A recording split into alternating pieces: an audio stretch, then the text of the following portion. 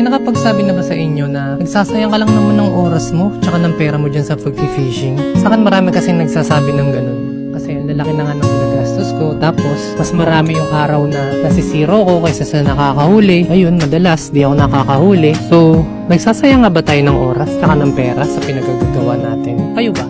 Nararamdaman nyo ba na nagsasayang kayo ng pera tsaka ng oras? Lalo sa mga time na hindi kayo nakakahuli.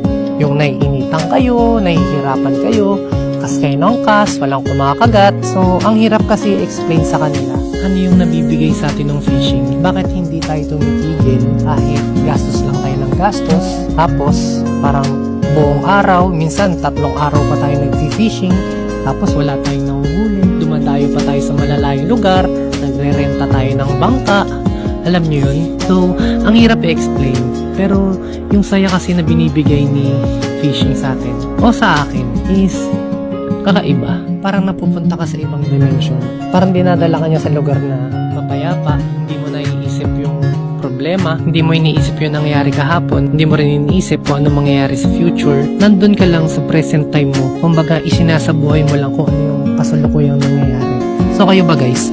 Bakit ba kayo nag-fishing? I-comment nyo nga sa baba. Share nyo naman kung ano yung nag-feel nyo.